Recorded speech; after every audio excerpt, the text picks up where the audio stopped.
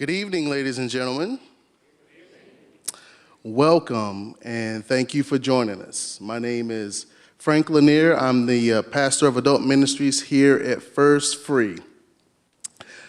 Today presents you with a unique opportunity to hear from Dr. Alan Keyes and his perspective on the beginning of American polity and how it contrasts with our nation's drift and how it ended up in its current state of affairs. How the understanding of the divine mandate is the basis for American constitutional government at its founding, and how repeated failure of Americans to live out its ideals engendered many of the social maladies we see today. Humankind, under God's loving and powerful supervision, puts us all on equal footing. For we are all sinners in need of reconciliation, not only to one another, but also to our eternal, almighty God, the one that we have offended with our sinful defiance. Dr. Keyes' firsthand experience in politics, both as a candidate of the Senate and as the President of the United States, affords him unique insights that he's willing to share with us tonight. You know, in seminary, I was taught, especially in times like these, how important it is to remember that we should teach truth and love well. And I think tonight you'll come away with sensing Dr. Keyes' love for the nation of his birth and its people, as well as his love of truth, the truth that undergirds his convictions for an America that should live up to its ideals.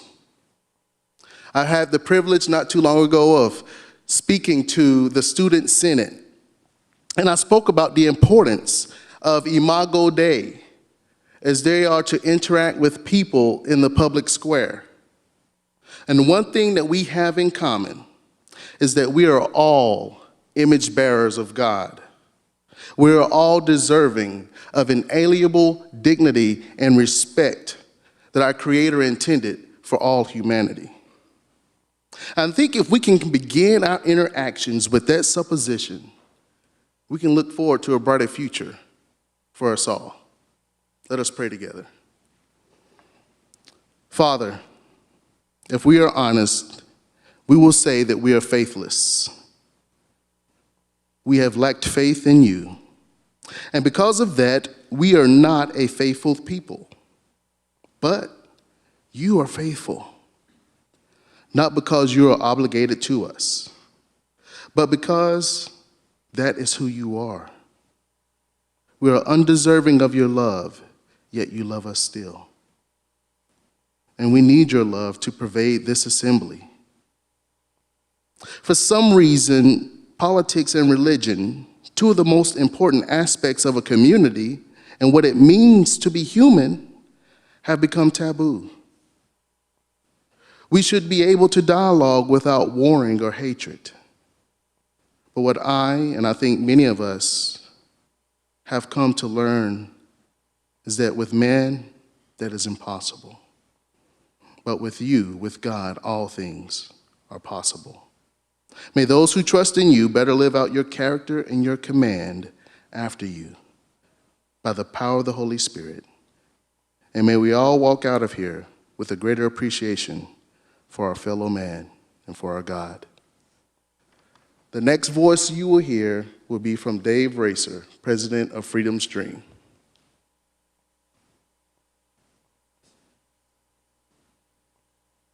Well, welcome everybody, those who are here with us live, and those who are, I was going to say by Memorex, but I guess it's live stream for the older folks in the room. They actually understand that.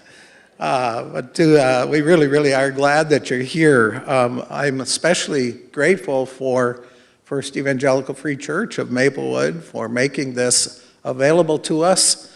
I've enjoyed my short tenure here since I was 3 months old, and I'm very grateful for what this church means in my life and my family's life. It is a central part of our life.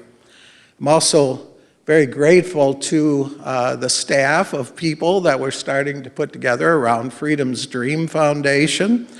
Actually, you might say this is the launch of Freedom's Dream Foundation and Omega National Academy, which we're looking at launching hopefully very soon, an online Christian homeschool that we hope will serve thousands and hundreds of thousands of students across the country and the world, actually. So a couple of words just about the event. Dr. Keyes, and you'll hear people say, you know, Racer, why you and Alan Keyes? And we'll tell you that story in a moment. But Alan drove up Friday from Tennessee, where he's doing most of his work these days. And we had a great time with him Friday night, Saturday, and then today again, he was here in church with us.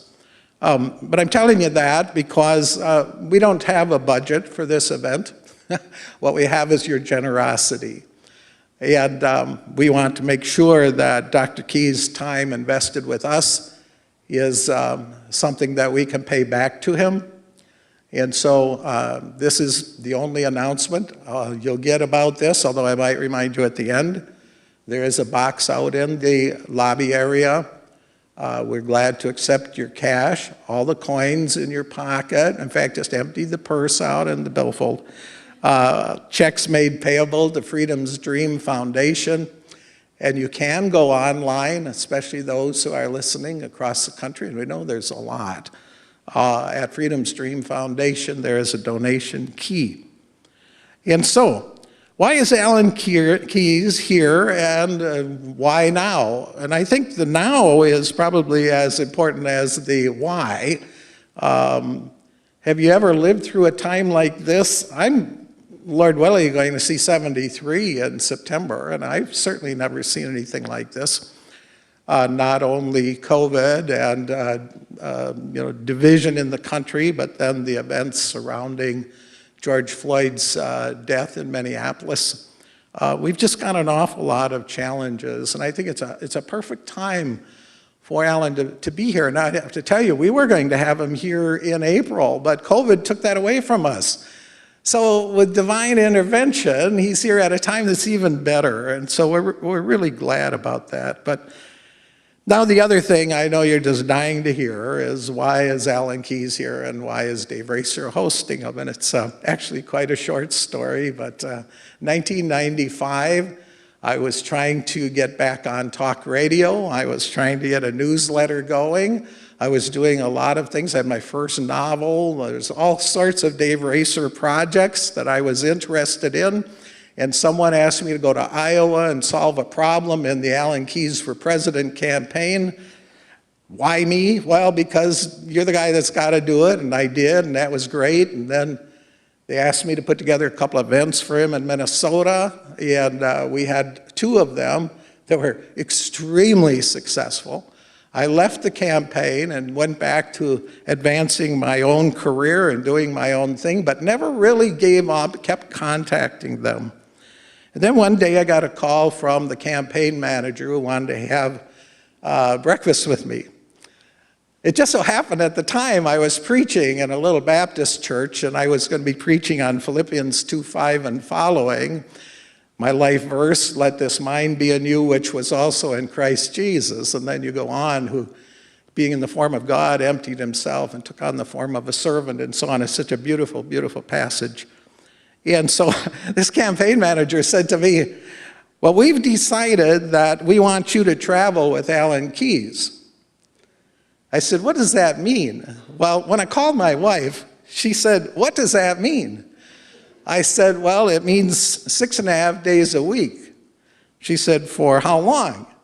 I said, well, if he makes it to the White House, about a year. Oh, she said, well, are they going to pay you? Yes, take the job, she said. And so I started traveling with Alan all across the country. And one day we had some disturbing news. Some key members of the staff had quit, and about a week later, I found Alan and I at 4 p.m. in Orlando, Florida on a Thursday, and he looked at me and he says, we want you to be our national campaign manager. And so suddenly, from being a guy trying to advance his own stuff, who had to, if you will, and I don't trivialize what Christ did, believe me, but for me it was very meaningful to take off my own things and set them aside and carry his stuff and travel with him and be his servant. That was the only way that I could get through that campaign. Very, very tough to run a campaign for anything, and especially for president. And so Alan and I worked together very, very closely. We took some time away from each other. And then last April, a year ago, he invited me to speak down in Pigeon Forge at an event down there, and we renewed our friendship and we renewed our fellowship, if you will. Last week, and you heard Pastor Frank mention Summer Senate, we had a gentleman, a Mexican businessman who has written a wonderful book that talks about reconciliation and so forth, Hector Garcia, and he shared a concept with my summer senators that I don't think I'll ever forget. He was talking about race and racism, and he reminded us that as God created us, there is one race, the human race.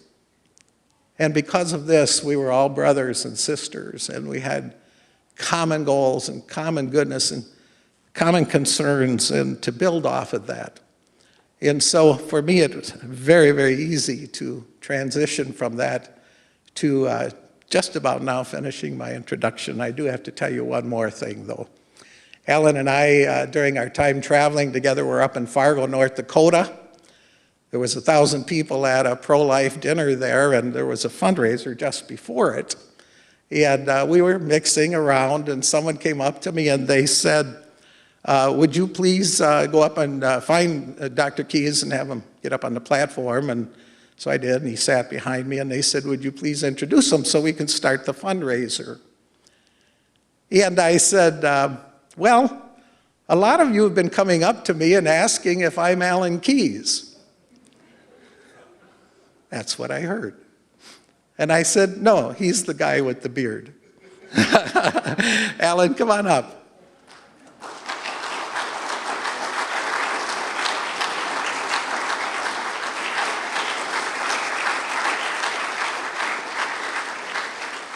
Well, thank you, Dave.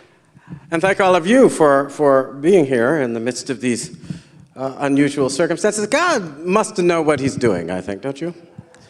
I suspect that he does. Because the talk I'm about to give is very different than the talk I would have given in April. And that's because our circumstances have revealed something that I think, if I had been here in April, we were, a lot of us, of a mind to believe that, though we're well aware, especially if you look at the world from a Christian perspective, that we are in some way, in one of those passages in the Bible when the Israelites, having been abundantly blessed by God, decide to do pretty much everything that he forbids. And you can see the gathering clouds of the consequences of that neglect.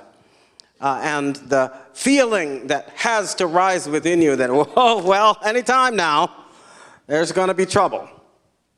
But it seemed that in spite of all of the madness of certain elements in our society, that the people of this country had something else in mind. And in 2016, in many ways, I would argue, giving real meaning to that phrase, hoping against hope, they elected Donald Trump to the White House because he had come forward and done what a lot of our politicians were refusing to do, which is, instead of telling us what's on their mind, he was expressing for us what's on our mind. And I think a lot of people voted in gratitude for that expression, though not necessarily in certainty of what would come of it, because our experience over the course of the last several decades suggests that words and deeds don't always match in politics. Have you noticed that? And lo and behold, one way or another, the walk did seem to start matching some of the deeds, and the folks who didn't like the deeds started to come up with various ways to stop the walk, and here we stand in the midst of a time when some folks would like to pretend, I know, that this was all an accident, but don't believe them. That's my personal view. I've spent a lot of time talking and thinking about it. We have been as truly attacked and are right now as truly in the midst of a crisis that threatens to disintegrate and destroy our country as we were in the aftermath of Pearl Harbor.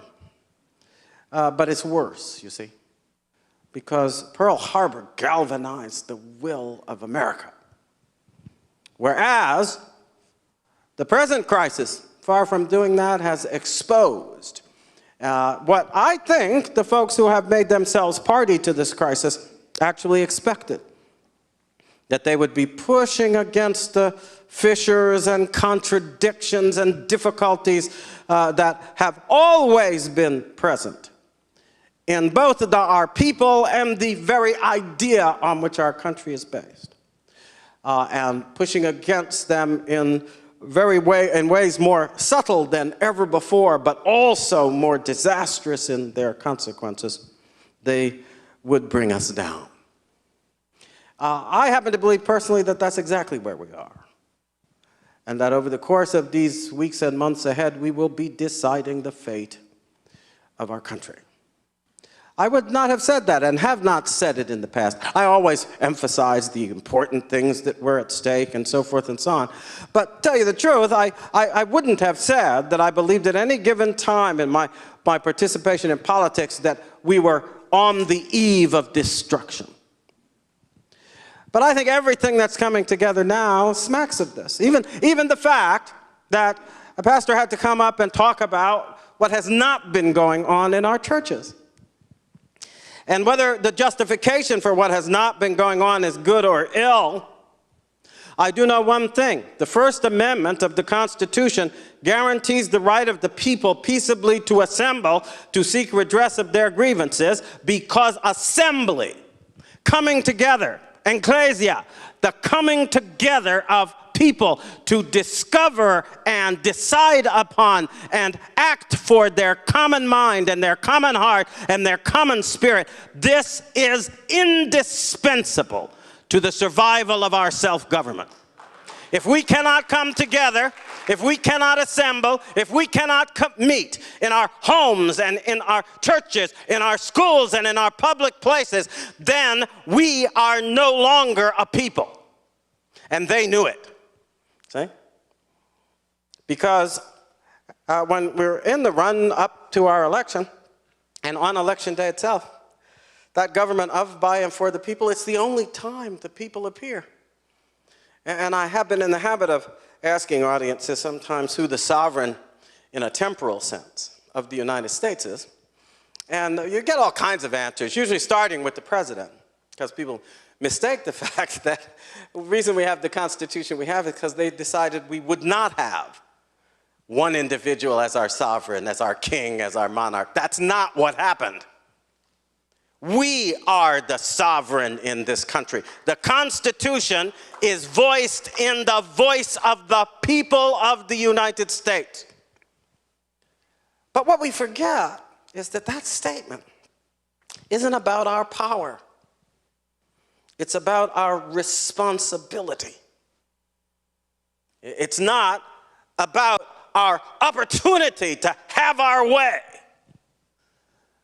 It's about our commitment to live up to the premises that made this the first nation, and I say this advisedly, having thought about it and read about it a lot. There has never before been a nation in the history of the world in which the people at large were entrusted with the kind of responsibility that we have had to make up the personnel of government, to tell them when to stay and when to go, to approve or disapprove of what they decided to do with the authority we entrusted to them by virtue of our responsibility directly from the hand of God Almighty. Used to be a time when only the nobles and the kings and the aristocrats got to claim that they had that special relationship with God. But we were founded in the explicit statement that we had stepped onto the stage of the world to assume among the powers of the earth that station to which the laws of nature and of nature's God entitled us.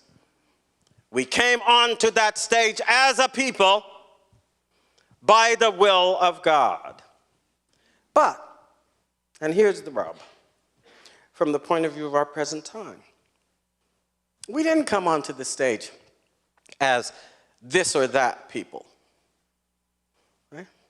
Because the words that followed that appeal to God were words that did not speak for this or that people.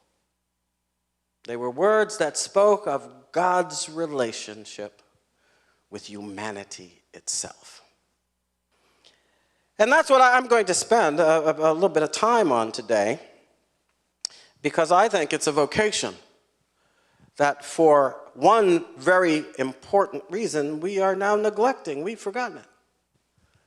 Now, partly the reasons that you might come up with that we have neglected it, forgotten it, and by the way, sadly, failed to pass on this understanding to our children so that they are now raised up in a lie about who they are as citizens of the United States. We have failed to pass it on for a very simple reason. Because we now live in an age when, under the rubric of what is in and of itself the specious and false doctrine that somehow or another our Constitution requires the separation of church and state. That's a lie, by the way. I won't go into the details of that lie right now, but it's so transparently a lie, as I think what I'm about to say will make clear, that I am surprised that we ever fell for it. But I think it's because they played on a distinction. It's a distinction in some ways without a difference, but it does constitute a difference in practice. And so they called it the separation of church and state. And what they have actually been pursuing, as you've probably noticed, especially lately, is the separation of God from our country, the separation of God from our consciousness, the separation of God from our sense of who we are as citizens of the United States, who we are as a people. And what that requires, I was reminded of the other day, and what I'm about to say is not a criticism of anybody, though it does gloss a little bit on something. Because in this particular juncture, you won't find me jumping on any kind of bandwagon of those who are seeking by all kinds of lies and falsehoods to destroy the presidency of Donald Trump. This is not my way, and I'm not part of it in any way whatsoever. So what I'm about to say is really a critique of what has become a general laxity in our politics, which is that in the vicinity of July 4th, we get together. This year, of course, we had to come together in some parts with difficulty. And what do? Well, we say we're commemorating our independence. But actually, that's not quite accurate. If we want to be fair to the founders' judgment, we would commemorate the act by which the body that represented the colonies declared independence. We would celebrate that act on July 2nd, because that's the day on which the resolution was approved, very simply worded, that the colonies, are the states, they call themselves in the resolution, I think, are and of right ought to be free and independent states. See? That was declared on the 2nd of July. What happened on the 4th? Well, today we would say that what happened on the 4th is they decided and approved the press release, the media release, the public statement that justified and presented to the world the thoughts, the reasoning, the premises, the principles, but also the deep motivation for what had happened. I think it was on their minds, and some of them said so, and it was clear from the way that the 4th of July was commemorated for decades. They expected that every 4th of July, the center of attention was going to be the Declaration of Independence. That its paragraphs and salient thoughts would be read and would be presented and would be rehearsed so that we would never forget not the act of independence, which can stand or fall, but the logic of that claim of independence, which we made not just on our own behalf, but on behalf of all humanity. For we appeal to God in the name of right and rights that belong to us as human beings. Not as whites, not as blacks, not as English people and French people and Italian people. It started out that way, to be sure. Go back and read the early tracts that the colonists prepared during the period that preceded the coming to a head of the conflict with the British administration of government. And a lot of those tracts began and relied upon what they referred to as the rights of Englishmen. And they were clearly written from the point of view of the experience of the British people. And of course, things like the Magna Carta and other things that had occurred affirming that different types of people living in England had certain rights that had to be respected.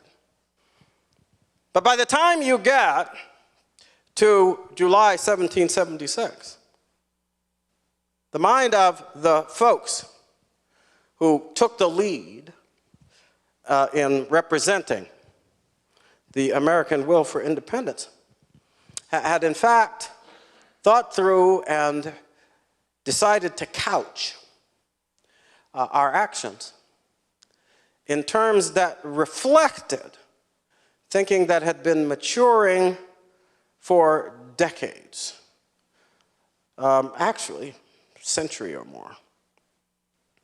And it was thinking about the justice that actually authorized government power and defined its proper purpose. And here's what the salient point is for us at the moment, because it's reflected, as I just pointed out, in the very first paragraph of the Declaration, but then it's also reflected in what came to be its most salient and important words. And that change was that though they acted against the British government on behalf of the people of the colonies, they did so on a basis that claimed a kind of role for people in their government that had never been claimed by any people on behalf not just of themselves, but of all those who are entitled to the name of human. And why is that an especially important moment? Well, it's an especially important moment because of two things. One, the claim was made for all humanity, and the power appealed to justify that claim, belonged to God. Not this God or that God, but the Creator God who made the whole and is responsible for its government, for its conception, for the very idea of every creature, including ourselves, within it. And what was said in those famous words that did in fact ring throughout the world, that were part of improbable revolutions in the decades and century after the country was founded. We hold these truths. Now, let's stop there for a moment. I always like to point out that the truth You're dealing with people who still believe that there is truth, see? And to be self-evident. Self-evident means clear to the human understanding in and of themselves. You simply have to be clear about what you're talking about, and it is automatically affirmed by the very premise and presentation of its existence to be true. We hold these truths to be self-evident. That all men are created equal. And I know I'm going to get all these sort of phony feminist types, and they're going to say, there's men and not women. Lies. They know that's a lie. They know, because they're educated people, a lot of them, that the word man was used in that paragraph in the generic sense, understood by all. Right? Everybody who read it understood what the word meant. And it was, as founders themselves would have known, because a lot of them studied ancient Greek, it was a translation of the word anthropos, which referred to human beings in general, not the word aner, which referred to males in particular, okay? Well, I just go into that as an aside because I know it's a neuralgic, at least pretended neuralgic point with some people, but I don't know why we take it seriously anymore. Since, after all, if I got up this morning feeling like a woman, they claim now I'm a woman.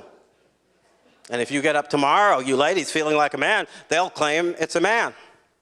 And we chuckle a little bit about that, but I raise it because it actually points to the serious nature of the crisis we're in.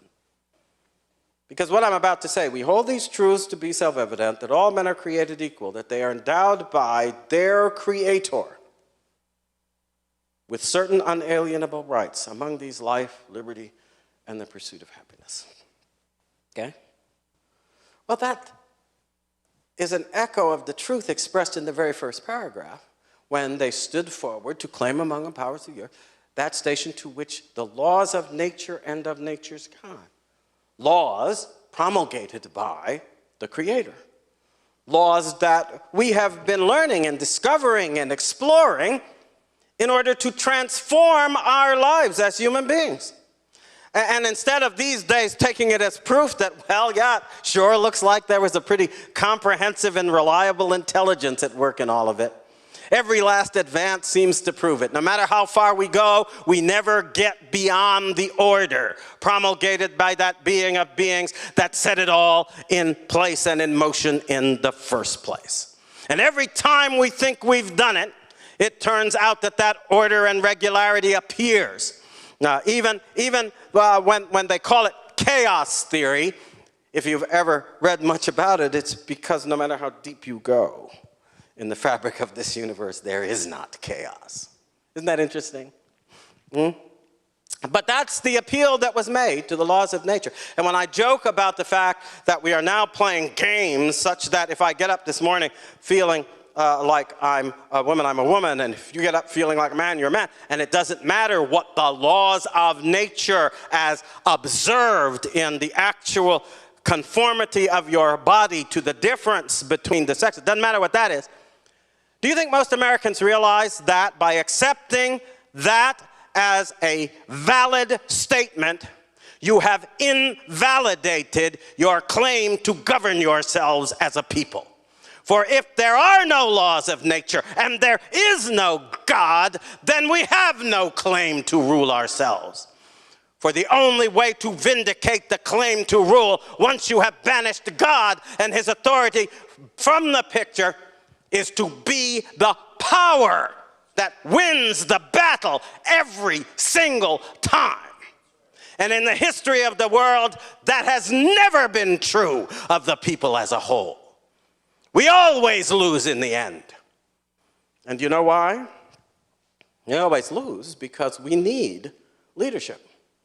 We need those special talents and abilities. We need those special minds and hearts and courage. Most important of all was that courage.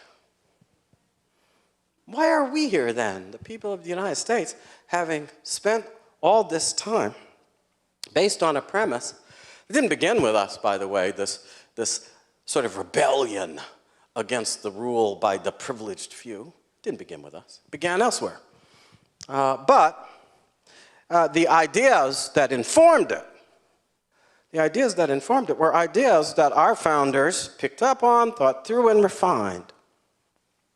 But before I move on to anything else, I just want to say the key premise of it all was the premise of God's authority. No God, no rule of, by, and for the people. No God, no rule of, by, and for the people. Now, how does God express his rule? Well, that's where that famous paragraph comes in. Endowed by our Creator with certain unalienable rights. What does unalienable mean? What does unalienable mean? Well, it means the second in a grade, but why can't you give them away? Somebody said you can't give them away. Why can't you give them away? Because you cease to be what you are if you give them away. You understand? And that brings up the conundrum that a lot of people miss because they think that rights and freedoms are the same. Rights and freedoms are not the same. Right? They're not the same. Why is that? Well, it should be pretty obvious. What's the opposite of right? What's the opposite of freedom? Now, slavery could be considered a wrong, couldn't it? But, on the other hand, maybe not. And here I will delve into one of the most neuralgic topics of the day. First, I have to preface it by saying I'm kind of irritated at people who think that it's our job to put an end to slavery in the United States. I'm more than irritated with them. I am angry. I'm angry with them. Why am I angry with them? Because that's a lie. That's a lie. And I have to tell you, I've spent a fair amount of time, for various reasons in my life, studying the founding, and especially studying Lincoln, the Civil War, the run-up to the Civil War, slavery in the South, all of these things. See? And I've got to tell you that if there was anything at all that first began to cement my love of this nation and its people, it was when I started to learn more and more about the end of slavery in the United States. And people like to say, well, we didn't need that Civil War because the English ended it without Civil War. And I'm thinking to myself, well, yeah, they sort of ended it, didn't they? But the truth of the matter is that the predicate of their ending of it did not resonate with respect for ordinary folks, not as this race or that race, but as human beings, the way the action and activity of the American people did. See? And why did people undertake to oppose it? Why was there this big fight about it? Oh, the folks who are these days trying to convince us that our history is worthless and nobody ever did any good, spitting on the graves of tens of thousands, indeed hundreds of thousands of people who risked their lives or gave their lives in the course of the battles that were the Civil War, and totally ignoring the fact that the war would never have occurred if certain things, including John Brown's activities and a single novel, Uncle Tom's Cabin, hadn't roused the moral heart of the American people. But of course, they roused the moral heart of the American people because at that time, Christian Americans in particular understood something we appear to be forgetting now. That this nation was founded on the premise of God's authority. That the people stood up to claim their authority to govern themselves by virtue of an endowment from God. What is an endowment? Well, people will always say, and I'm always a little put off when politicians and all that, they will call the endowment of rights a gift. Well, in the sense that, yes, if you endow a chair at a college and so forth and so on, you give a certain amount of money. That's the substance needed to set up the chair, right? Or to set up the facility, if it's a research facility or something. But usually in the endowment, there's also a little something else. that you will state, I'm given this endowment for the purpose of, and then you state what its purpose is, and what you're hoping will be achieved by the respect for that purpose. In other words, the one endowing establishes the terms on which the substance provided, right, is to be used. That gives us an understanding of right that suddenly reveals that the usual way in which people talk about it, even FDR, he talked about this country as if it was based simply on freedoms, the four freedoms, the freedoms, the freedoms. And a lot of people, including some people who call themselves conservative and libertarian, all talk about freedom. What is freedom? Freedom is the opportunity to make a choice. But it has to be allowed with something else before we'll call it freedom. See? If you make the choice to go out and walk in the beautiful field you can see through your window, but you happen to be penned up in a federal prison and you look at that field through the bars of a window high up in your cell, are you free? Of course not. You've made a choice, but you can't carry it out. Choice and power have to go together. You can only make the choice if you have the power to make it. And at the end of the day, all by itself, freedom realized in that sense is very little different from the assertion of the power to do what you will. Is that what America's about? America's about doing what we will according to such power as we are able to amass? Is it what America's about? Well, the word freedom isn't what's used in the Declaration of Independence. It uses the word right. And they're not just rights that we assert or rights that we claim or rights that we prove somehow by our own initiative. They are right endowed by God. Which, understanding it, as we were just going through it, means that that is a right, the substance of which is determined by the will of God. And that gets us to the key point, doesn't it? The difference between right and freedom is that right is a choice made in the determination of your will to respect the will of God for what is right. And your claim to move forward is not just a claim vindicated by your power, it's a claim vindicated by the power of God, which informs you through your nature and through your conscience of the righteousness of what you do. You see, the Declaration can't be understood. As that, I'm sure I'm not going through anything that's unfamiliar to all of you, because that understanding of what the word right means and its connection with God and righteousness, that is child's play to anybody who has come to Christ. See? That we learn as children in the faith. And there it is, sitting in the Declaration. I ask you a simple question. You've been sitting here all these years, listening to all these people talk about separation of church and state.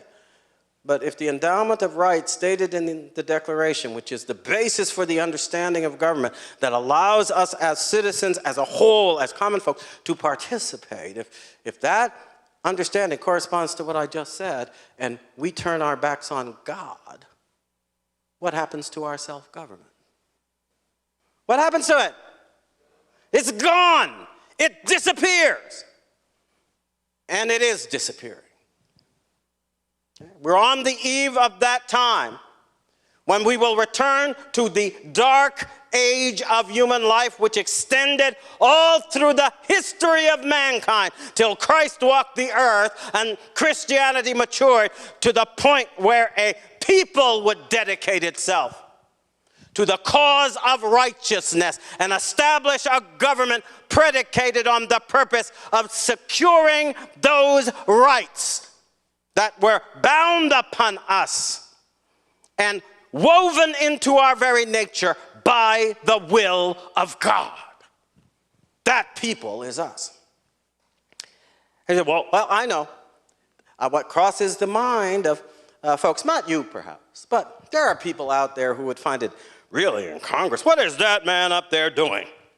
He's actually talking about the founding of this country as if people like him had anything to do with it. Well, I won't go through all the history that proves that people like me did have something to do with it. That's neither here nor there, in one sense. What I will go through is the fact that the statement made as the foundation for the claim of this people to govern itself is a statement that applied to all humanity.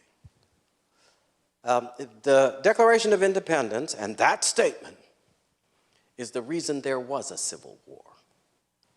There was a civil war because people of conscience were able to point to that standard over and over and over again to make the point that slavery was contrary to the very founding premise of this nation's existence. They didn't have to point it out, by the way, contrary to the lies that are now told in order to justify the travesty of destroying our memorials of the founding era. They didn't have to impose it on Thomas Jefferson and people like this who were responsible for the Declaration because they knew it. As a matter of fact, Jefferson in the Notes of Virginia was quite explicit about it.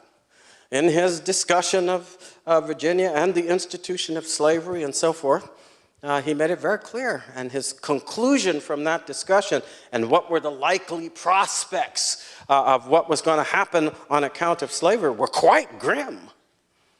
And he actually implied that he wasn't sure the nation could survive the crisis that had to be brought on. Why? By the contradiction between the institution of slavery and the premise of America's emerging national identity. I tremble for my country, he said, when I think that God is just and his justice will not sleep forever. No, it didn't sleep forever. Hardly slept for 60 years. And then the troubles started. And the trouble was the conscience of America, first revolting on the basis of a simple understanding of what, according to the law of God, brethren owe to brethren. And unlike some, I won't pretend that it's necessarily all owe to all, because I'm not sure of that. See, people like to pretend that there's a doctrine that suggests in various and assorted statements Christ makes and others make, that we can simply say, well, everybody deserves love, everybody is to be loved. Well, I don't know. God usually abides by and acts according to the simple understandings that he shares with us. And if you were to love everybody, he wouldn't hate workers of iniquity, would he? Among other people. He wouldn't hate them. But it says he hates them. It doesn't say he loves them. God hates the workers of iniquity, right? He also happens to hate people who murdered the innocent. And we'll get into that in a few minutes, but that, you know, that is the shadow hanging over our future. But we have to find our way to thinking through why it hangs over our future. And it hangs over our future because we refuse to do what the founders did. I don't most admire them, though they did accomplish what I'm about to say. I don't admire the founders of the United States, George Washington, Jefferson, all the leaders, people in the Continental Congress, others. I don't admire them just because they won battles and successfully defeated the British Army against the odds and all of these things that we could talk about. I don't admire them for that. I admire them for the most important thing, the hardest thing that they did, the thing that they did that we refuse to do. We are a generation wonderful in our own conceit, but still covered in our filthiness. But they were a generation covered in filthiness, but who acknowledged the sin by which God's will condemned their state. Have we done so? See, because as long as they put those words in the Declaration, created equal, endowed by their Creator with certain unalienable rights, not Englishmen, not white people, but all people. All the creatures coming from the hand of God, entitled to the appellation of humanity. And though we forget it, we have absolutely no right. There's nobody in this country who is justified in doing what a lot of people are doing. Get on their high and say, he owned slaves, he had terrible sin they committed, and we have to tear down their statues, destroy their memory, despise everything they did. If they said 2 and 2 made 4, we must deny that truth. Because they sinned. Well, y'all, I gotta say, they at least did the world the favor of acknowledging what we're doing is wrong and admitting when they wrote and when they spoke, at least the decent ones, got to change this. Now, was that John C. Calhoun? No, it wasn't. Was it Thomas Jefferson? Yes, it was. They understood. They acknowledged that the will of God went against it and they were going to have to face up. The nation was going to have to face up. What's happening now? What's happening now is just the opposite.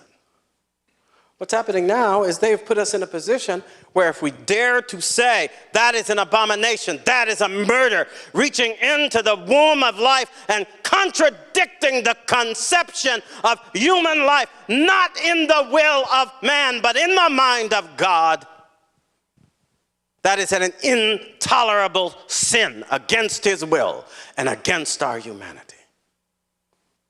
I believe that as a nation, we now stand far below in the esteem that really matters, which is the esteem of God. We are way below the founders of this country.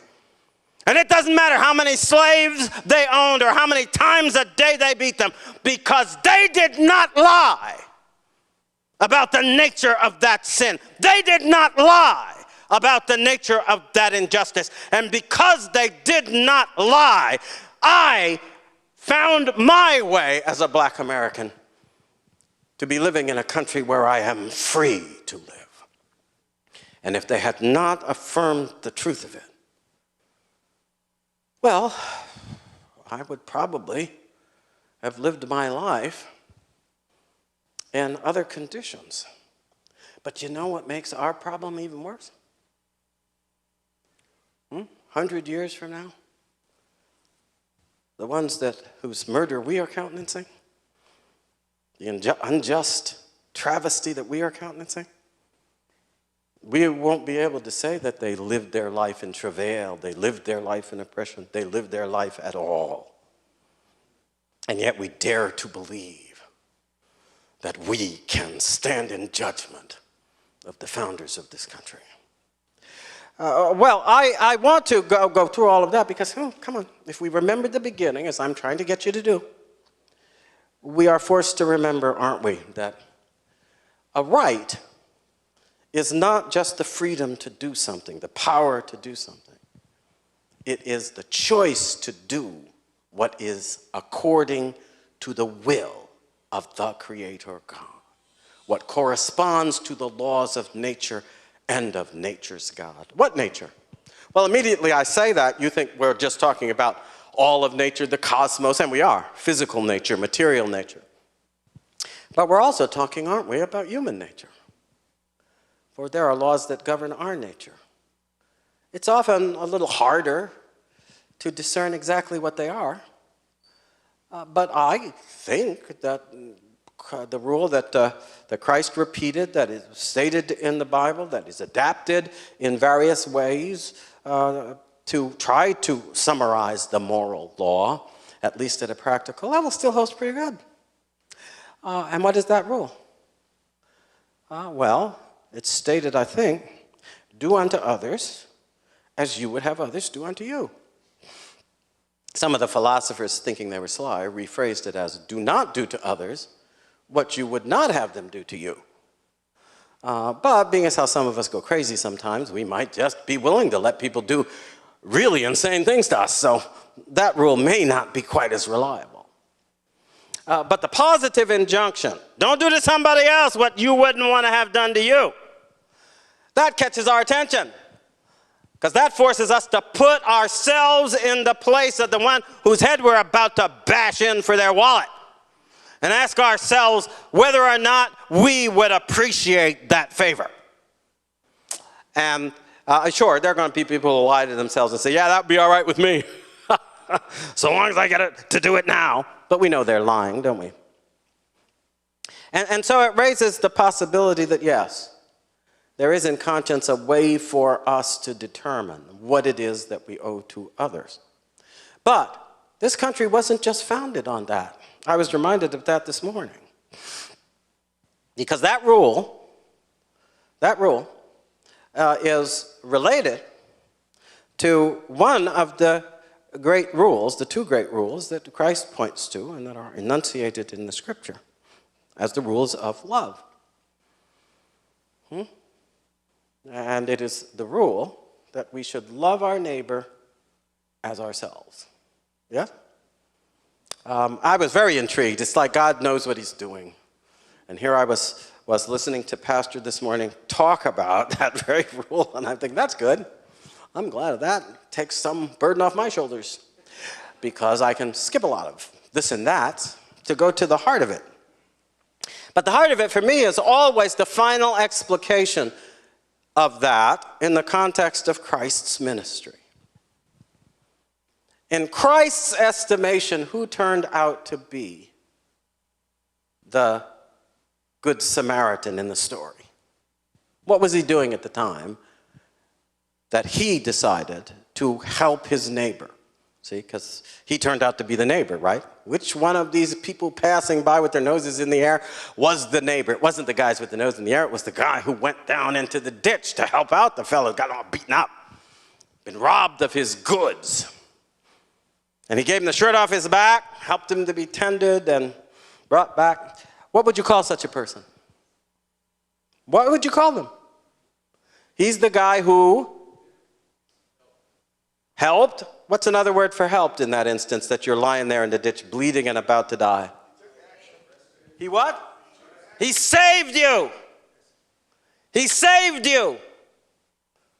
Oh, who's the Good Samaritan? The one who saves you. And as Pastor pointed out this morning, that makes the second commandment exactly like the first. The first is love the Lord your God. The second is love your neighbor. Who's your neighbor? The one who saves you. See? In no sense at all do you escape from God. In those things that are of conscience, that hold up the standard of the behavior that we owe to others, because it finally turns out, as the declaration makes clear, that what we owe to others in our love is the same because it is the love we owe to God. You understand? And so when we look at this business of rights and right doing and unalienable rights, for whose sake do we act? We don't act for our own sake. We act for the sake of God. And that means that our rights are not our freedom to do what we please. They are our answer or responsibility.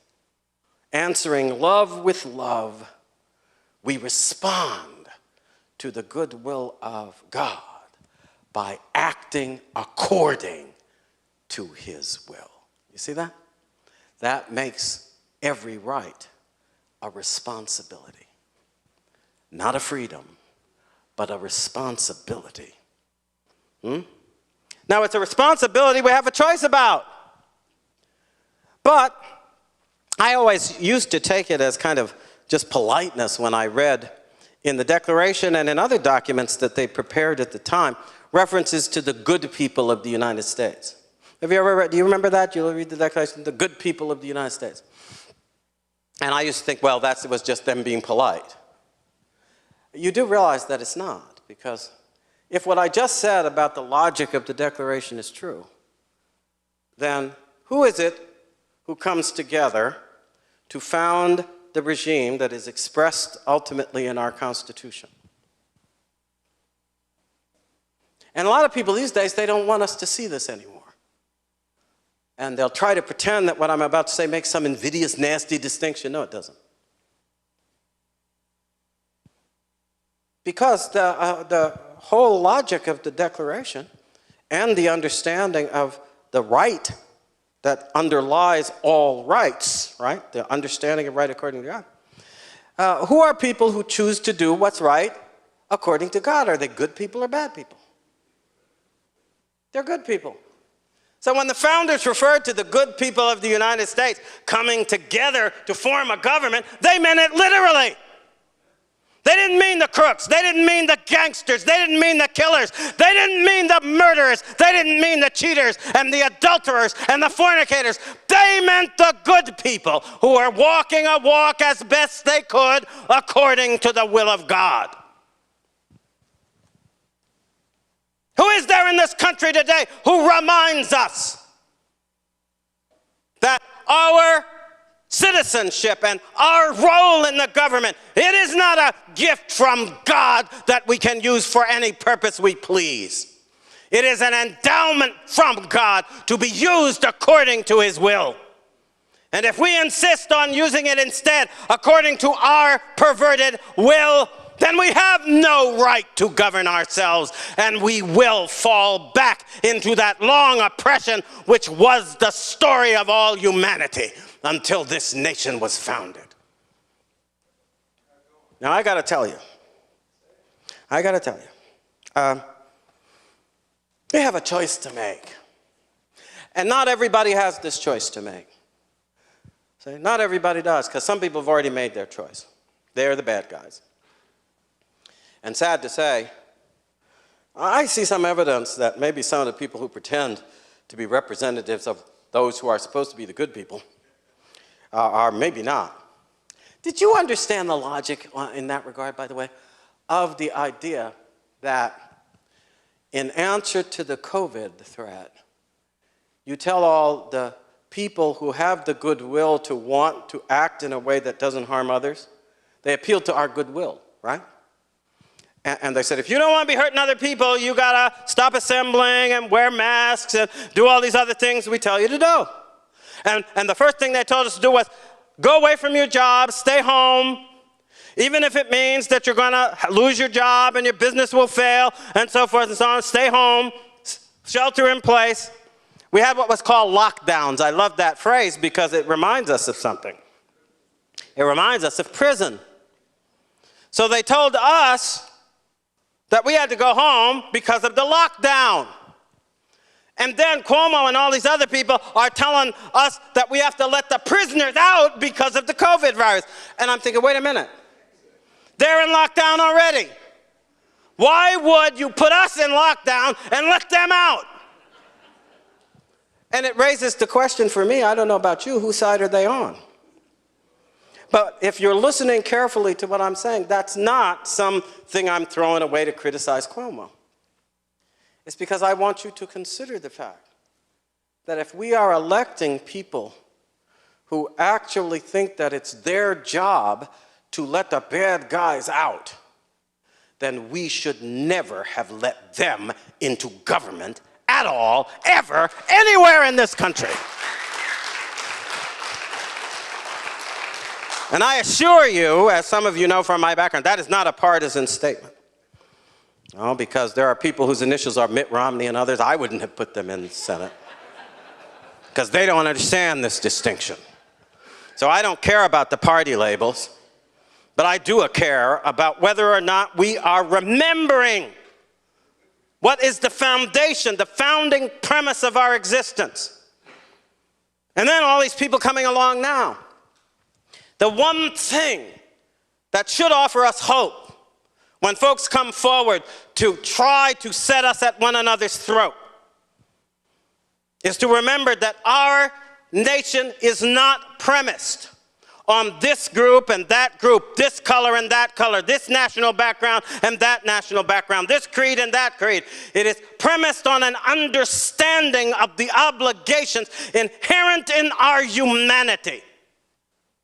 The obligation to do justice toward one another as we would want it done to us. When George Floyd's plight was shown on that video, The liars may want to contend that all the white people in this country stood up and said, get him, and they were acting like racists. You and I both know it was a lie.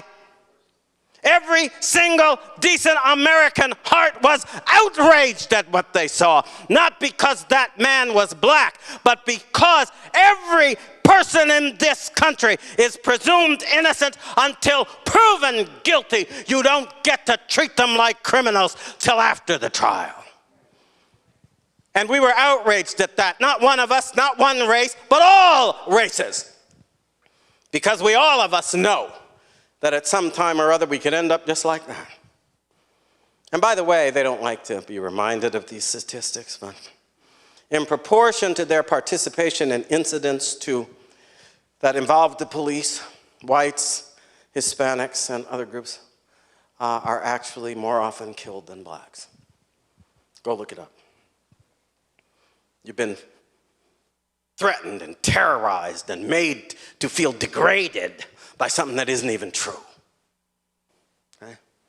And then you have to ask yourself, given what I've been saying about why we really have self-government, if we suddenly decide that we've lost our interest in enforcing the rules, using police or whatever, does that make us good people or bad people? See, because I think mostly if you're willing to let other people live in neighborhoods that are being burned down with the stores being destroyed and everything and saying, well, they have those strong feelings. We got to let them show those strong feelings. And what about the people I saw who were saying, I don't know, I can't get food for my babies. How does this do me any good? And that was a black woman speaking. See? Because we all have to eat. And when you burn down the stores, you are taking that food out of everybody's mouth, black or white. There is no excuse for it, and there is no excuse in a government official for tolerating it. Not as a mayor, not as a governor, not as a president, not at all. Because our Constitution requires that no person, black person, white person, Chinese person, Asian person, French person, British person, no person shall be deprived of life, liberty, or property without due process. You don't get to go into the store and burn it down because you feel strongly about that today. Where was the courage to say it? Where was the courage to stand them down on behalf of the good people of the United States? Well, I got to tell you, y'all, that was the one difference I mentioned toward the beginning. That difference that was made. And now I will be talking explicitly to the people who profess to be of the body of Christ, of the vocation that he exemplified for us, you see, because that's what's wrong right now. Our self-government was certainly made possible by the cooperation of a lot of people who had talents and abilities they didn't even know about.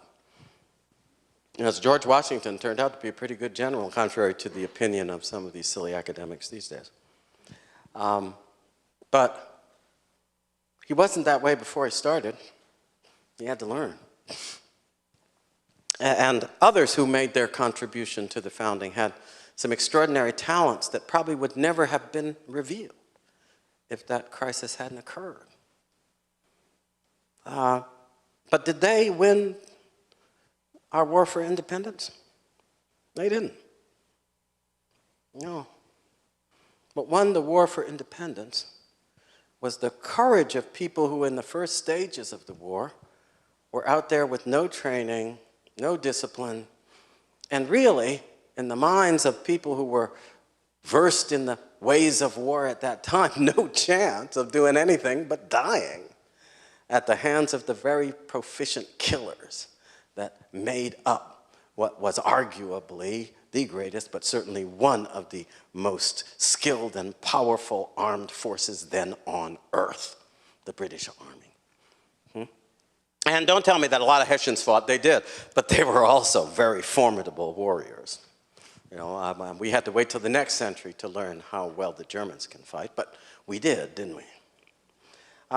So no matter how you look at it, ordinary folks taken not off the training fields of this or that military college, but from behind the plow, from the storefronts, from the butcher shop, from the blacksmith's shop. And they were standing there with their weapons, and some of them had to, in the course of the early days of the war, brave the weapons of superior forces bound to mow them down like grass. And they not only did it, but they came back sometimes and did it again. Where do ordinary folks get that kind of courage? See, you can read in the ancients all about the Spartans and all of these folks, and they spent all their time thinking about war, preparing for war, inuring their hearts to the hardship of war, the battle and the victory and the triumph and the arms. This was everything they were all about. But a lot of the Americans who, they did learn a little something about that in the course of it, by the way, but they were encouraged to learn within themselves. Not so much by any training that they had, except their upbringing in that faith, which ultimately has as one of its truest and best fruits the courage to look death in the eye and see not an end, but a beginning, not closure, but an opportunity to realize your best hope, so long as you face it in the way that God intends. And by the way, Christian people and the Christian ethic, we had proven them wrong. You don't really have to have, for that particular virtue, you don't have to be a noble, an aristocrat. You don't even have to be somebody who has studied hard in order to inure yourself to the discipline of war and the certainty of death. Well, a lot of people discovered that they could get that very same encouragement. I use the word encouragement because it literally contains the word heart in it, right? Encourage, courage, the root of it is cœur, the same word in French as heart. You get that encouragement from what? From the certainty of your faith, from the surrender of your fate to the goodwill of God. Knowing that this way or that, it may go in the eyes of the material world. But if I stand in the way of God and walk in the way of God and speak in the way of God, then I will stand and walk and speak forever, however this body falls to the ground, wherever it is sacrificed. My God will raise me up. He will make me whole. Now, and this is the beginning of my final point. When I look at what's been going on right now, I'm kind of disappointed in the people of this country. Not the way some folks might think, though, because I have friends and all, and they were kind of disappointed in people because they didn't, from the beginning, resist all this mask and distancing and stuff, especially when it interfered with our right to assemble in an election year to carry out our responsibilities. I'll get back to that. And they thought that was terrible. I didn't. Because there is a question mark hanging over people in America now. We've done so well, we've gotten so used to the benefits of doing well that you have to wonder sometimes, are we still a people of self-sacrifice? Are we? We proved to be many, many times. And one of the things, and I know this goes against all these black people who think I ought to be hating on white people and talking about, in a way that suggests to me anti-white racism. See, I refuse to become an anti-white racist. I figure that the worst thing that could happen to me in some ways, given my background, was that I allow myself to be lured into practicing the sin that I condemned when it was committed against my ancestors. When Martin Luther King said we should judge every individual by the content of their character, not the color of their skin, he convinced me, and I have tried to do it ever since.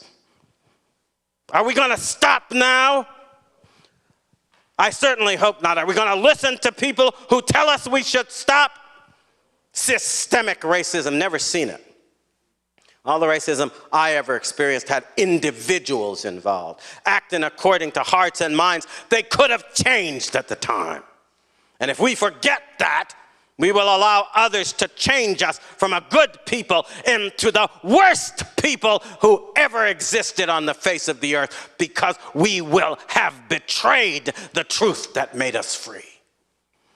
Are we going to do this? See, I sincerely hope not.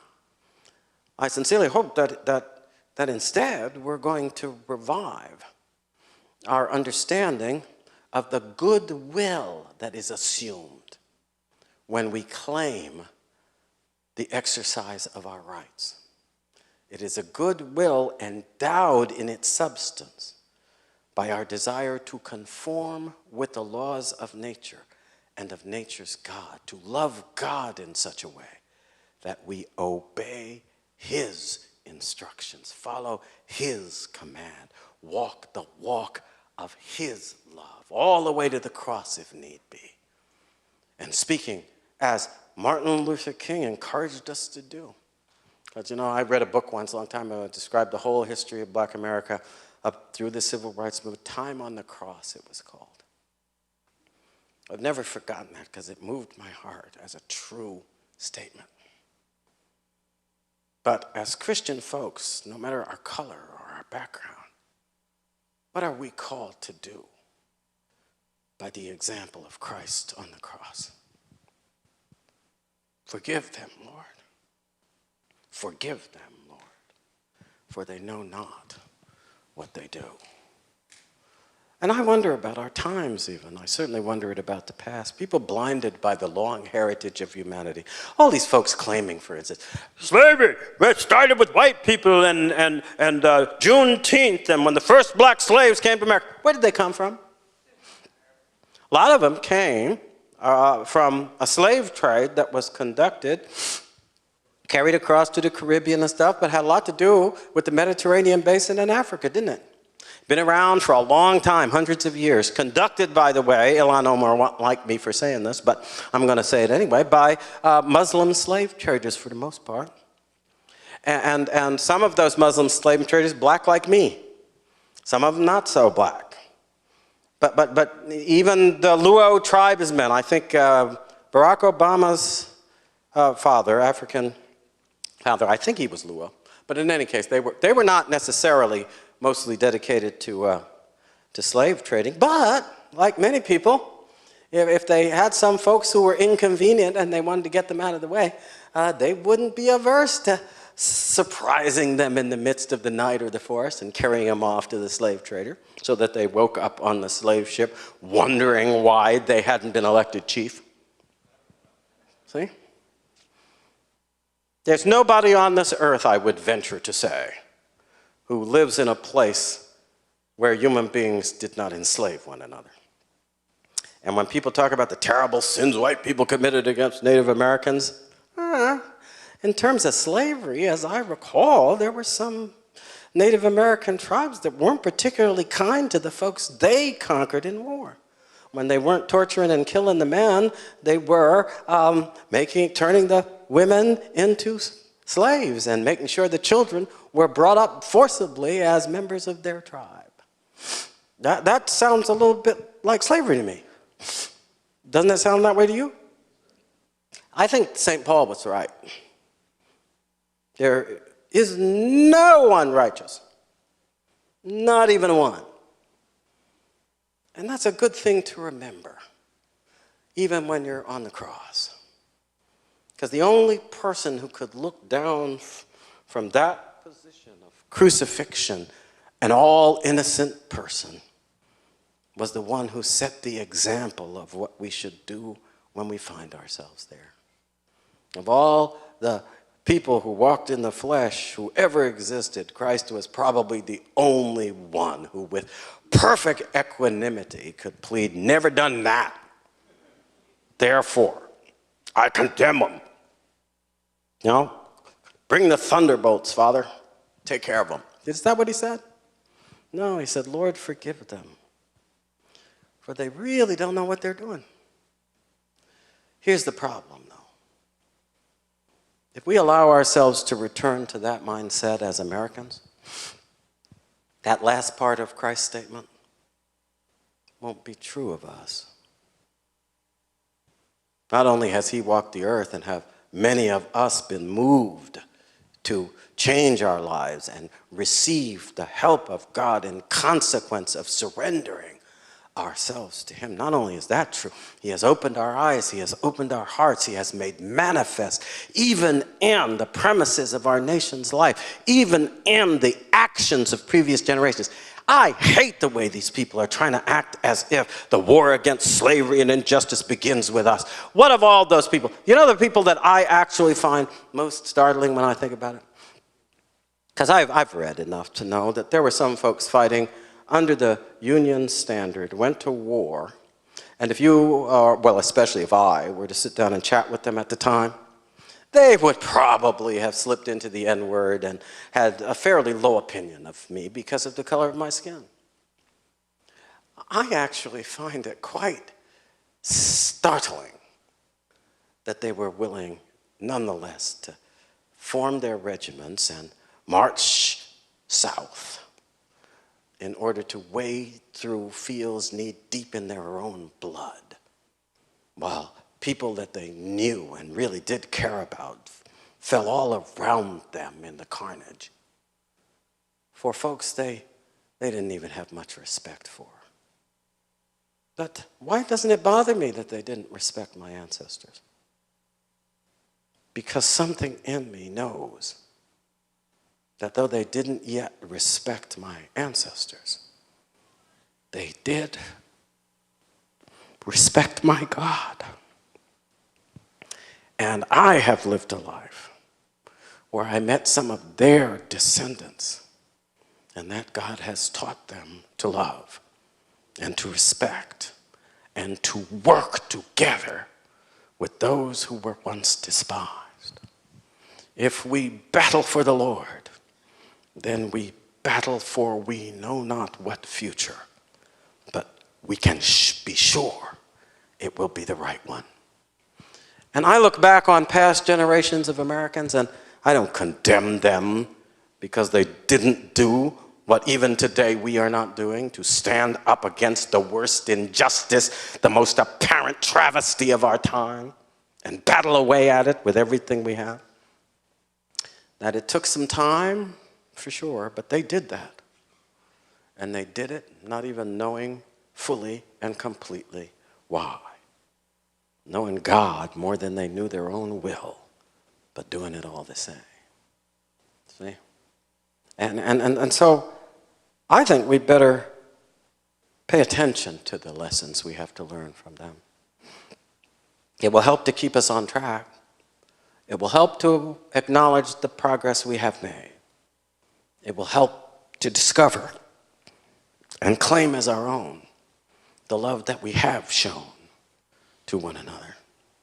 But it will also help in the real sense, not to divide us and set us hatefully against one another, not to encourage us to tear down our past rather than look at the future which we inhabit, which that past prepared for.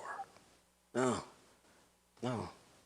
I think what we work for is the future we may not live to see. We surely will not, but which God is seeing for us, and which we will now stand to fight for, not because we hate, but because we love. Because we love not the country as it was, but the people who lived for the country that would be. Not because we love this country as it is, but because we love the thought and hope that is in God's mind of the future he has prepared for us. And in preparing it for us, he prepares it for all the world. Why are we forgetting this? letting them drive us back into these separate identities as if we should cling to them as the definition of who we are ourselves. I feel a deep sense of love and pride for the people who were my ancestors.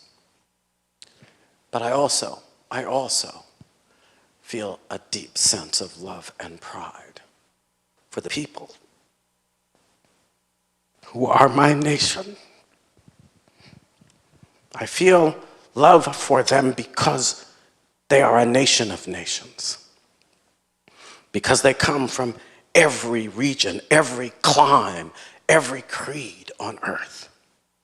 I feel for them because they are willing to stand in the hope that the common ground of our humanity will define us as a people, and in defining us, light the way to that future for the world, in which our singularities will still shine.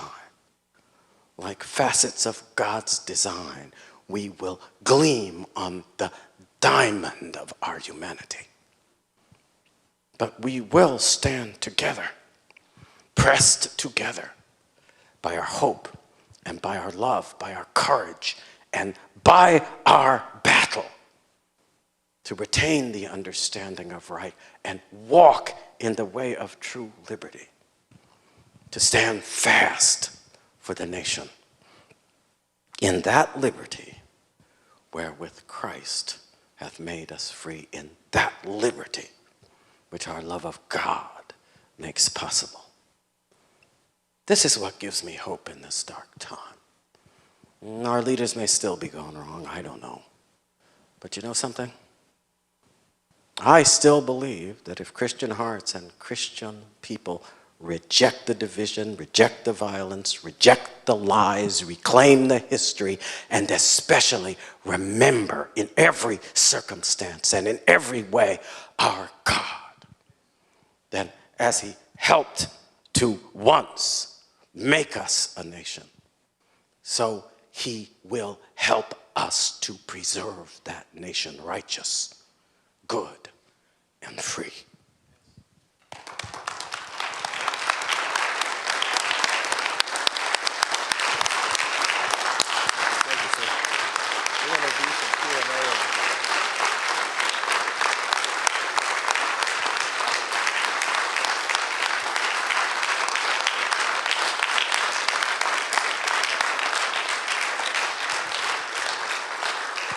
I was actually looking for Pastor Frank somewhere.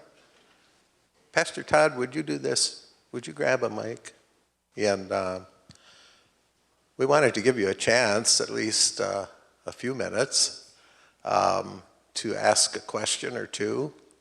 The last couple days, we've gathered with Alan and we've asked questions and had remarkable lectures. And because he always puts everything in context. But if there's someone who would like to ask a question, I'm going to hand you the mic back. So I might trust you. You might trust me with it? Okay. Would you speak for a moment on the importance of voting? Well, two things. Step number one, I'm always obliged to fess up to the fact that I think voting is really important, but I think it's so important that we must never, ever allow them to make it mandatory. Okay? If somebody suggests to you, we ought to force people to vote, it ought to be a citizen's obligation to vote, say no. Because the first choice we have to make is the choice to be citizens. And if we don't make that choice, what on earth would encourage us to believe that we're going to make right use of the choice in the voting booth? So I'm perfectly willing to let people self-select. And that's my first thing. Second, a lot of what I do is to encourage people to know how important they are to the voting. And to try to do it in a way that is not based on what I see going on around me these days. Because I have to tell you, a lot of what we're going through, especially the effort to revive this notion that America's a racist country, a racist background, racist people, and so forth and so on. And I got, how people can lie that much while the history is standing right there in front of us, I don't know. And then they want to pretend that they're saying that because of the plight of people in black neighborhoods in the cities. And I'm looking at that and I'm saying, well, besides the Great Society programs, I wrote a book, by the way, in which I pointed out that if you had tried to do it purposefully, you couldn't have damaged the community more than the Great Society programs did because of the way they were set up and administered to break down the family. And people always say, oh, they didn't want to break down the family, you're accusing them of trying to break down the family. So, well, actually, I was, sort of, but leave that aside. What I find vindicating is, have you been to the Black Lives Matter site?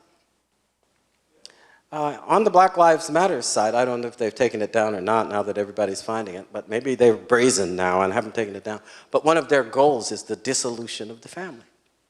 See, and I said that in my book back in the 1990s. I sort of implied that this was one of the goals of the left, the progressive left, was to destroy the family. Because the family in America is one of the key obstacles to totalitarian control of the society. Destroy the family, and instead of raising up children who have different perspectives and different courage because of their faith and their background and the example of their parents and relatives, all these things that make us unique and give us unique strengths as well as weaknesses, those would be gone and we could be raised up by the state to be valiant little automatons for our totalitarian masters. And they're going to call it a democracy. And they're right. The word demokratos, we think it means ruled by the people, but it doesn't, y'all. No, it doesn't. The word kratos means power or strength. See? And the people are indeed the power of totalitarian regimes, the way fuel is the power of a car. But we are now living under a regime in which whoever's driving the car has been put behind the wheel by us. See? So we're not sitting in the gas tank. We're out there deciding who's going to drive. Isn't that a big difference? Their version of democracy is to turn us all into fuel, fodder for their totalitarian ambitions. That utopia, which has been achieved in all the nations I can think of, where totalitarian government has come into power. Soviet Russia, Communist China, North Korea, Cambodia, all those grand success stories, not failures like South Korea or the revived Europe that we helped to bring back from the brink of self-destruction. See? It's all nonsense, that stuff. I'm sorry, it's just nonsense. And how they have foisted it off on generations now, I don't know. So I encourage all the people of goodwill, and that's what I did in this speech, I hoped. That's what I did in this talk. We must get out to vote. We must encourage everyone. We must remember that what is at stake now is that we fight to overcome, with our ballots, the separation of God from our country. We are the only ones who can be relied upon to wage this battle. And we must encourage everyone to do so in the name of our Lord, in the name of the true righteousness of our country. Does that make sense?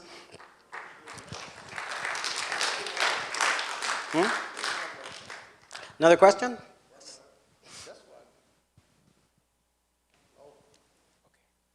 In fact, I have a question. I'm not American. I came from China. In recent 70 years, generation after generation, Americans deviate from the God's words more and more. And do you think it is possible for American people to live their life according to God's word, to manifest the God's view, just as you said, now and in the future? And can America revive as it were? And if America can, how to achieve this? How to go this direction? How? Because a lot of students now, educated from the public university, even from Harvard and from Yale, you know, they are just atheists, I think. they're just atheists. And they are in a very critical position all around America. That's right. That is the question. And I observe in this room, not so many young men, right?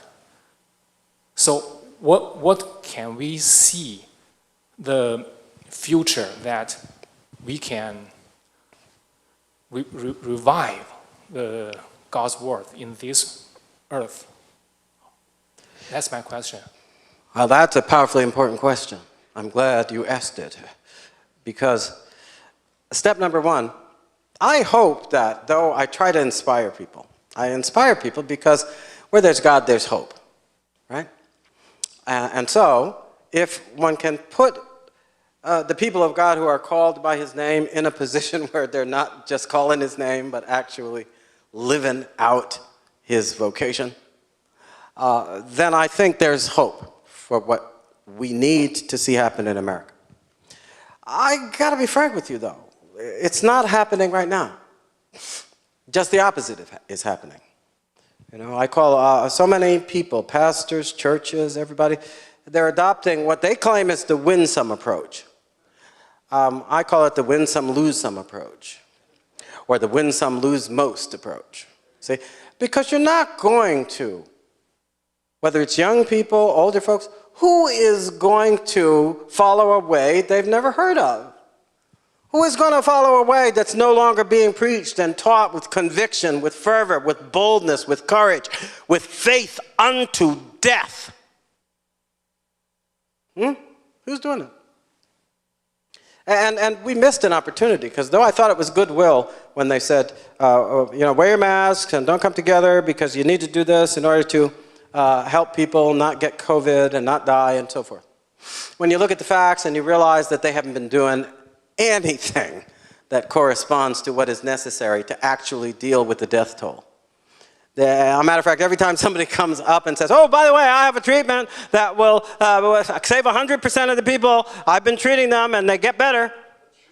And yeah, shoot him, get him out of the room, don't tell anybody about that, make sure nobody, why are they doing that?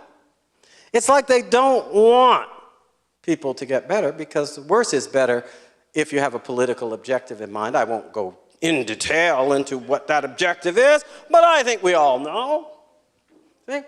Right now, they don't seem to want to hear about the truth. The mask thing. Now, admittedly, especially since I've been here in Tennessee, I've been they're a little less stringent down there. But, and so out of respect for the local ordinances, I've been putting on my mask when I go into stores and stuff. I don't believe in it, though. I don't believe anybody who has actually followed the discussion would be willing to accept the notion that this is critical to keeping people alive and they don't get COVID. Because, I'm sorry, either Fauci talks out of both sides of his mouth, or one side was lying when the other side was not telling the truth. and that's been true on the mask thing, on various things. Now, at some point, it is our prerogative as a free people, free in the sense I'm thinking of, to follow the path of God's instruction, for us to recognize when we're not being told the truth and act accordingly. That's why we have constitutionally guaranteed the freedom peaceably to assemble. And when these people stand up and say, well, you don't get to peaceably assemble. You Christians who want to assemble to pray and who want to assemble in order to discuss what you want to do in your state party conventions, you can't get together. But all the people who want to protest an injustice for which hundreds of thousands died to rid this country a century ago, you get to protest. There's a lie at the heart of that dichotomy. And we should not live according to that lie. Okay? Now, that gets me back to the theme of my piece to answer your question, because I am not sure we win this battle, y'all. Because we haven't been fighting it. We haven't been fighting it. And the way we fight it is, well, I think it's the example of Christ fighting it. People try to pretend that somehow or another Christ was out there trying to be nice to everybody. Christ was never nice to everybody at the expense of showing love for them. And he seemed to understand what we have forgotten. You don't show love by telling people what they want to hear. You show love by sharing with people what God demands they know. Okay? And that's what we must do. We must stand up and boldly confront the lies. We must not give in one iota, not one iota, to those lies. And that doesn't mean that you do it in a nasty way or anything like this. It just means that when they lie, you tell the truth. And if they lie again, you put more truth on the table. They get angrier and angrier at that. I found that over the course of my career. They get so angry they will no longer agree. I've had so many invitations. Come debate this one, debate that one. All big names that you'd know. And I say, I'm glad to. And they go over and try to get them into the room with me. They won't come. And they won't come because they're cowards, and they won't come because when they lie, I'll tell the truth, and the truth always beats them. We need a church that is informed by that courage. We need a church that will once again give evidence of that heart. We need a church that is alive again with that absolute insistence on God's truth. No apologies, no shame of the gospel of Jesus Christ, but every word spoken with fervor and conviction that comes from love and therefore stands with truth without apology. And if we do that, it may take a while, but I find myself that I think a lot of the younger folks have been brainwashed now to think we can do this without God. When you wake up tomorrow, do whatever you want, be whatever you feel like being, and so forth and so on. I don't know. It seems to me that that has real consequences, and they experience those consequences.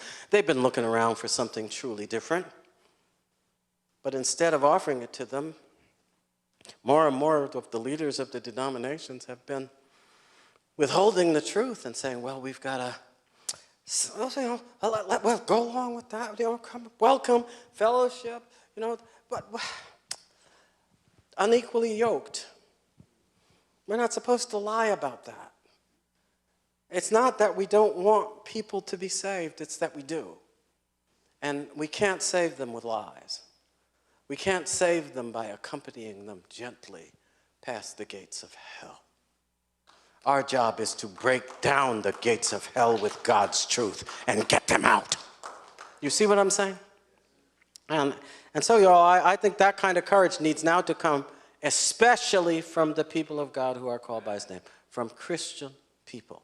And in doing this, I think we're going to require, to some extent, what is, relatively speaking, a kind of grassroots upwelling of fervor and spirit that comes from the ground of God's truth and goes all through our spirits until it comes out an irresistible fire that can clear the air of all these dark and loathsome untruths.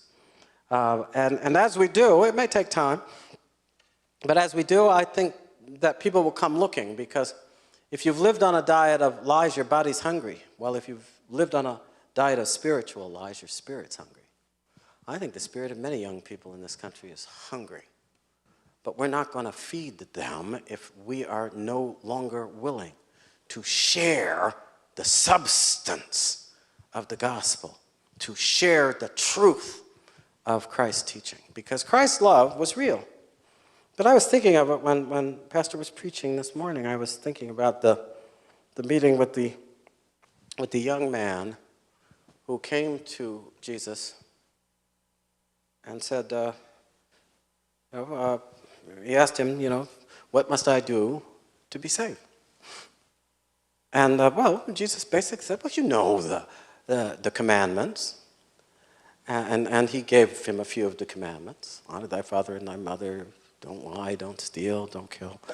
And the young man exclaimed, well, these things I have observed from my youth. Well brought up kid, at least in that respect. And we are told in at least one account of that, it seems to be the same account, but in one of them, it actually tells us, or maybe it's two, and Jesus loved the young man. And that's always arrested my attention. He loved the young man, it says.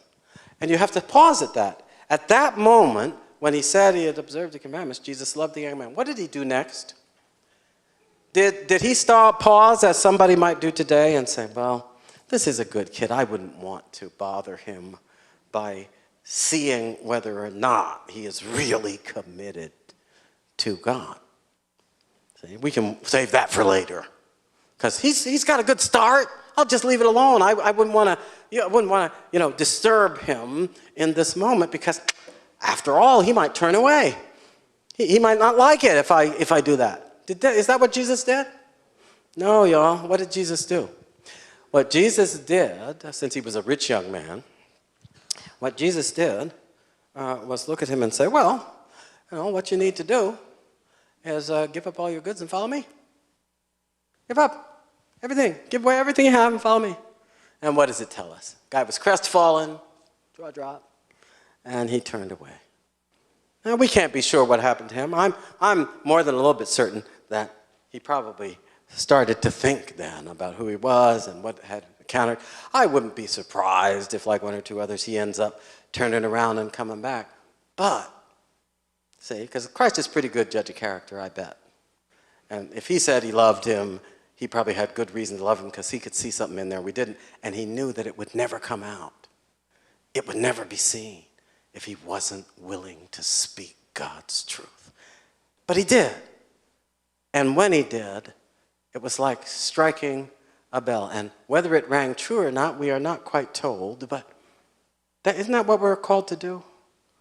And not test with malice, and not test in order to, make people feel bad or anything, but test in order to make them aware of God's presence. Because that passage also begins with Christ asking a question. The young man had come up and he had called him good. He said, good rabbi, I this. And Christ says, why do you call me good? And I think we all may sometimes just take that, and I certainly did, as, oh, well, isn't that nice? That's so self-deprecating, right? That's always an engaging quality in a human being, to kind of act like they are uncomfortable when people give them excessive praise. Well, there's only one problem. If somebody were to come up to me and call me good doctor, I might have to, deprecate and be humble, because I may or may not be a good doctor. But if somebody has just addressed Christ as a good rabbi, a good teacher, a good instructor in the ways of God, given who he's talking to, that is absolutely appropriate. See? You think Christ was just being self-deprecating? I don't. It took me a long time before that hit me. That wouldn't be sensible. Christ wouldn't be all humble and self-deprecating when the young man is speaking the truth. And then it struck me. There are other passages of the Bible where all Christ has to do is walk by. He doesn't even say anything. And the spirit of those he passes is moved, and they drop everything they're doing and follow him. See?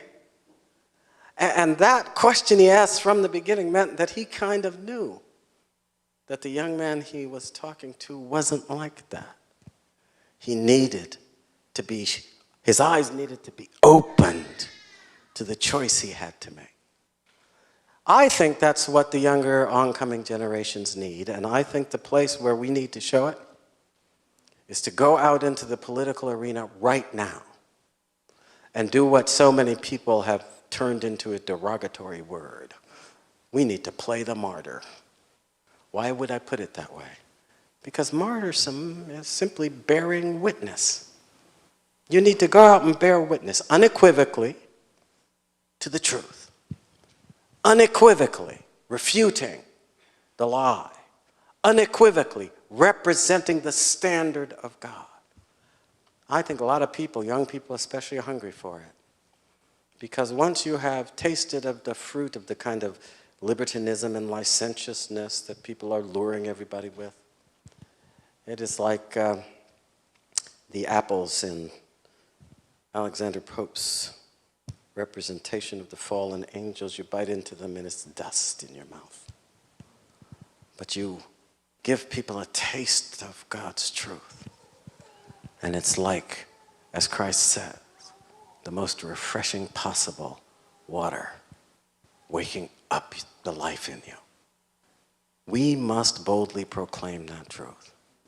And I would have to tell you, I think that as we are making up our minds to go into the voting booth and vote for what may be a possible opportunity to continue to do this, we should be standing on the street corners, voting with our voices and voting with our witness, and in the schools and in the churches and in every possible place we can find a place to do it. We need to be preaching the gospel of real love, which is also the gospel of our responsibility to God for justice, for right, for mercy, and for truth.